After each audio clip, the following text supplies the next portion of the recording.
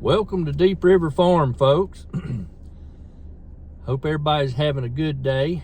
Hope everybody's got everything lined up, what they want to do today. And we just wanted to come to you this morning briefly. Got some concerns that, there's a lot of stuff going on out in the world today. We got a lot of upheaval and all that kind of stuff. We've got issues with the with our southern border and the northern border, and we've had these tariffs and all this trade war mess. It's kind of strange how they're wanting to tariff our stuff that's coming into their country, but if we tariff their stuff, they don't like it. And turnabout's fair play here.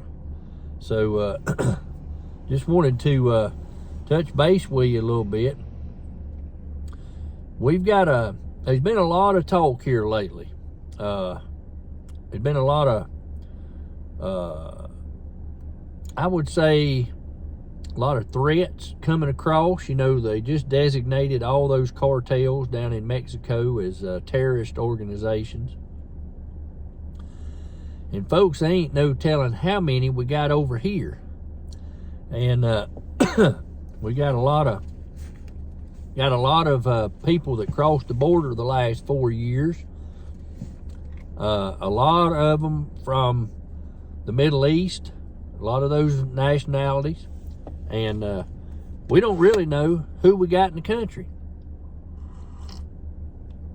So, there's a lot of threats going on in the Middle East. We've got the big issue that's getting ready to go down with the Iranians. They are refusing to negotiate. They're wanting if they don't already have it, nuclear weapons. And folks, there's been a lot of talk about people being prepared, and I got to thinking about it, so I made some more plans myself to prepare for some stuff. And I got to looking and got to thinking, and I said, my goodness, how much is enough? Do you have enough? How long can you go? And things like that. And then I got to thinking, it wasn't but maybe a year and a half, 2 years. I don't know exactly how long it was.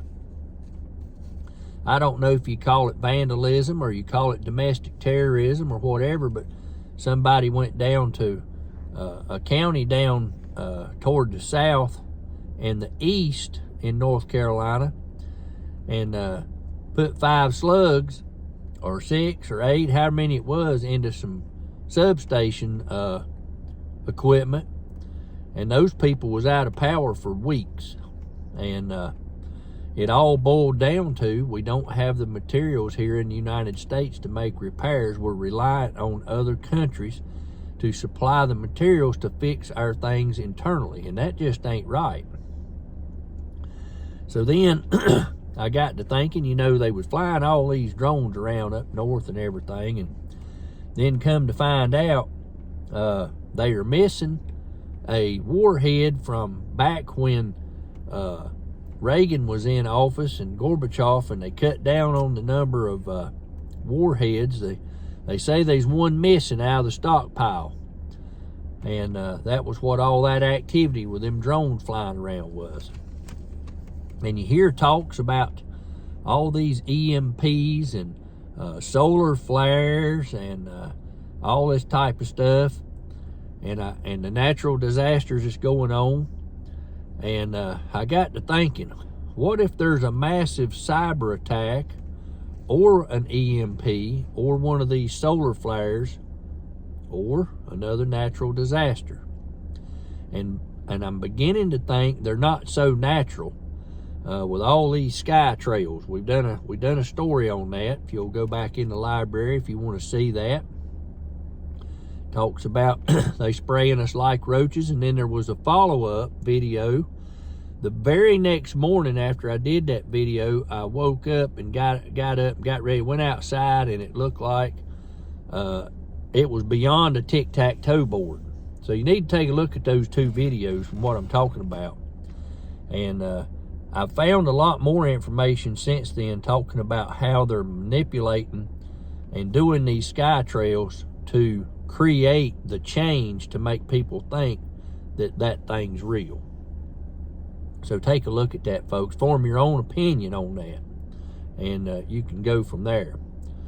But what is the chance of a widespread, massive cyber attack? What is the chance of an EMP attack? And what is the chance of a solar pulse? Well, when you put that in on your search engine, the answer to all of them is, except for the solar pulse, is 100%. The solar pulse said it had a 12% chance in the next 10 years. And what we're talking about on the solar pulse is these solar flares that comes from the sun and things. And the last big one we had was in 1859, which was pre-electric era.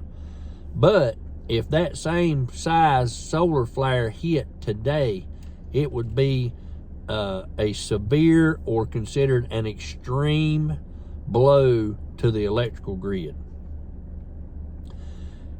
When it all boils down to it, you can pull all this information up on the internet, and it's predicted that 90% of Americans would not survive a year after an EMP or a big solar flare, massive cyber attack that wiped out the grid for an extended amount of time. So I got to thinking, what does people need to do about heating and cooking? Well, if you're on natural gas, that may still flow down the pipelines, but pump stations may or may not work. Gas furnaces rely on electricity to run, and with a generator, they may operate. Gas logs will work if the gas continues down the pipeline, but your blower motors and things like that require electricity. On propane, it will continue to work, but only if the appliance the fueling doesn't require any electricity to run. So in other words, if you had gas logs on propane, they would work and function, and will continue to do so until your tank is empty. Now, alternative heat sources like fireplaces and wood stoves are guaranteed when the grid is down for most, or for heat and to cook on. Now keep in mind, some of the cookware is only rated to like 400 degrees and can become toxic after that. So it's best to have cast iron ready and available for any open flame or wood stove top cooking, just to be safe. So you got to think, are you prepared for any of that, for as far as heating and cooking? Now, you can also heat with those buddy heaters, but you got to have the adaptable hoses and things like that that'll hook up directly to your tanks as an alternative heat source if you don't have wood stoves or things like that. Well, let's look at the food supply. Now keep in mind, the stores will most likely be shut down following a massive power outage. Registers won't work, scanners won't work, the lights inside won't work, and with no power, all the refrigerated food will go bad quickly. No debit or credit cards will work. There may be some small stores that may operate to sell, non-perishable foods and things like that, but they're going to use cash only. So make sure you keep cash readily available in case of power failure. The ATM will not work for you. You got to keep cash on hand at all times. Now, when this hurricane hit western North Carolina, people found out real quick that you had to have cash or you couldn't buy a thing.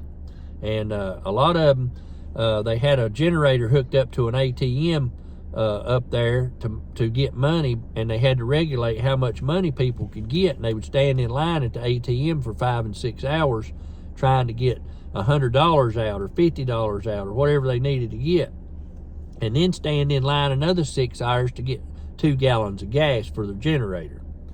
So you need to keep some cash on hand. And it's best to keep a stockpile of food on hand in your home and consistently keep rotating it, to make sure you stay in date. And, look in your cabinets. How long can you make it? Let's talk about the fuel now. Now, keep additional propane tanks full and ready. If you got grill tanks, you might want to consider getting a few more. This way you can cook off your grill and utilize as an optional heat source, like I said, for buddy heaters and things like that. Keep a stockpile of gasoline for your generator, your dirt bike, your four-wheeler, if they'll work after an EMP.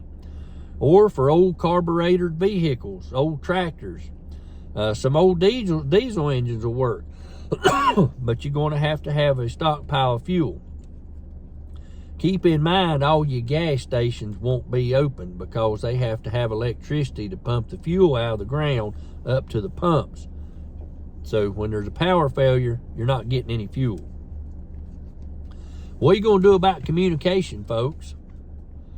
How will you communicate without power? Cell phones require charging, and they're going to die eventually.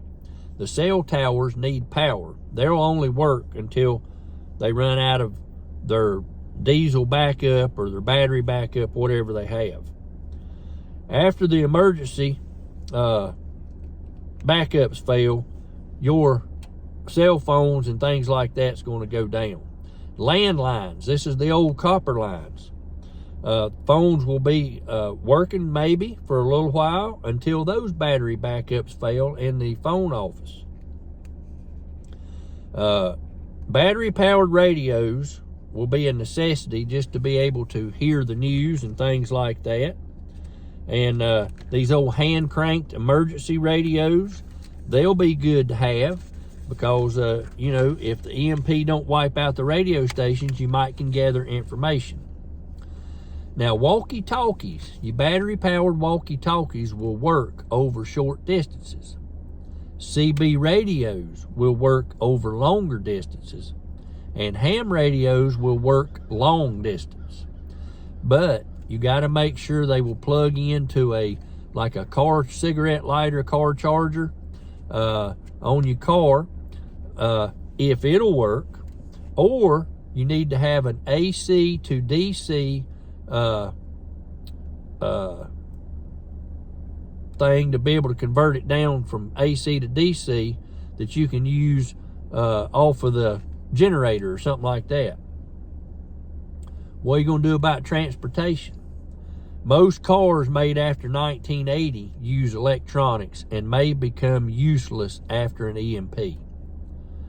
This will also apply to trucks as well. Any non-electrically operated vehicles with carburetors will probably continue to work.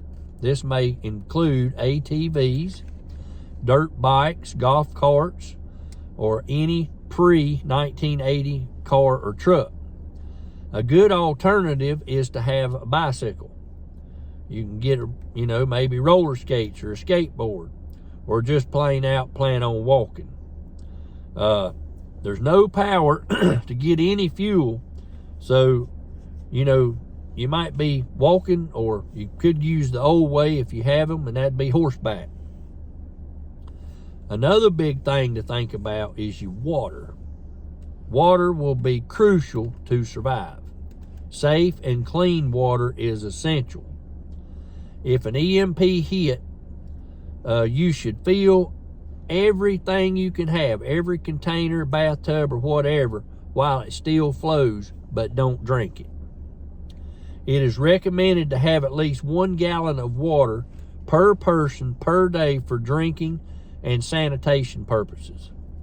To ensure you have access to clean water, consider investing in a filtration system, a water filtration system, or a purification tablets for your home.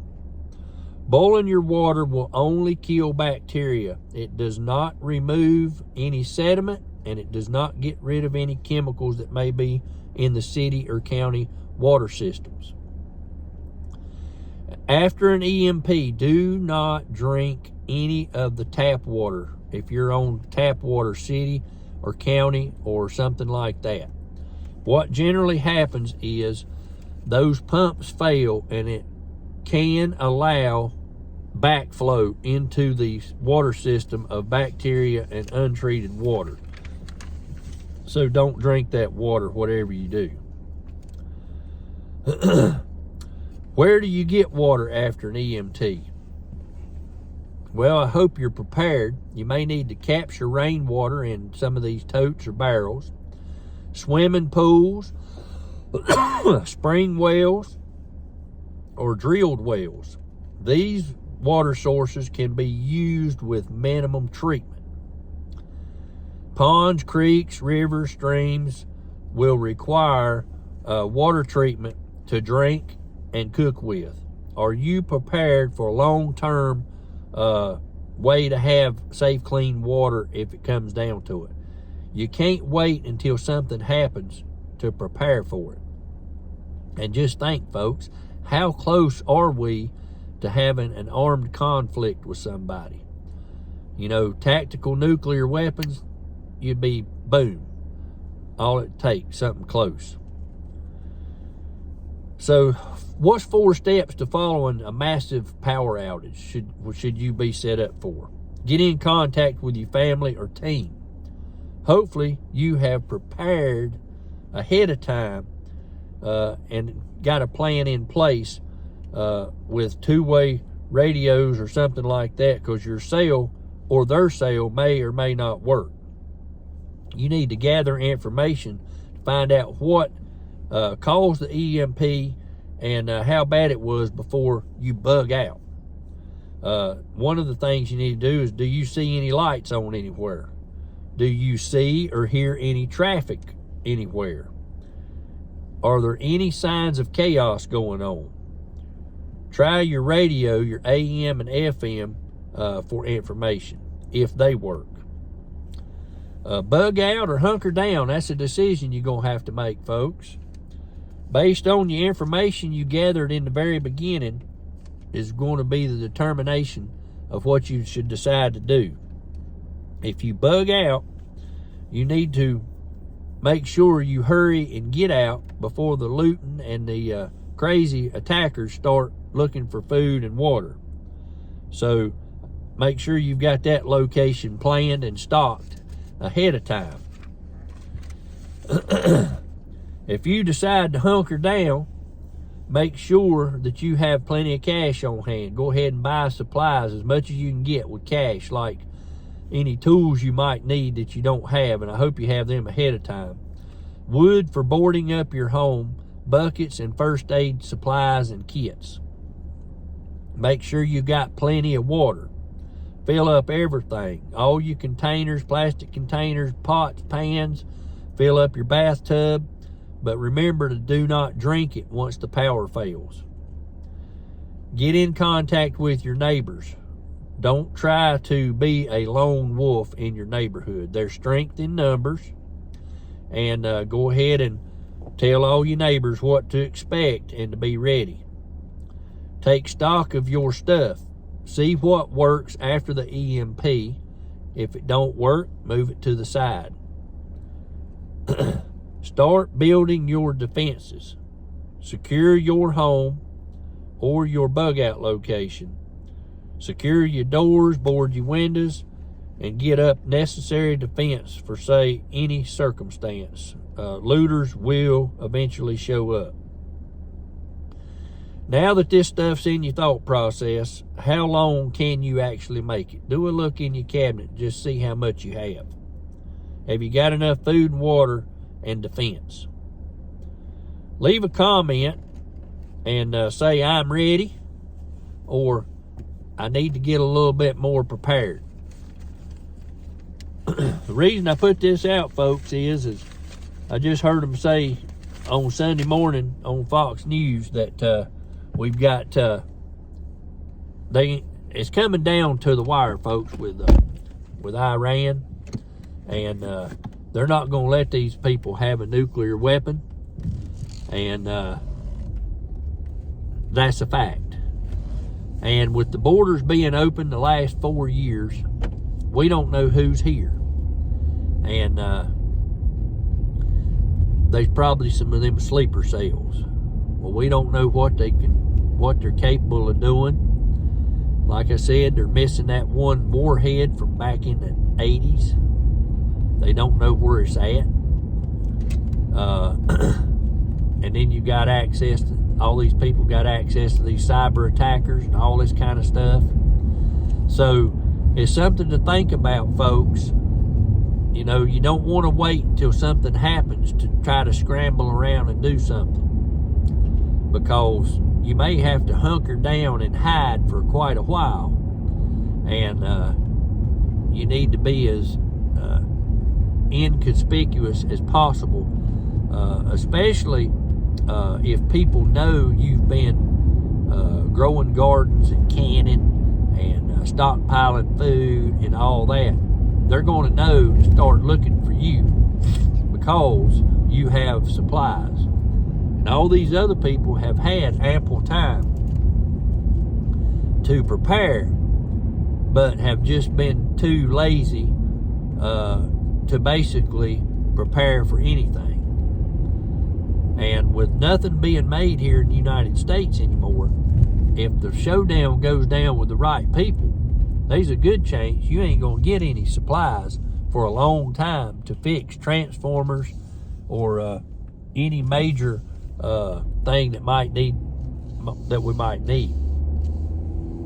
And if something happens, you know, you've got millions of people in a lot of locations that live basically on pavement and concrete all the time and rely on grocery stores and have no other means of, you know, like growing gardens and things like that. Very limited space to even stockpile food.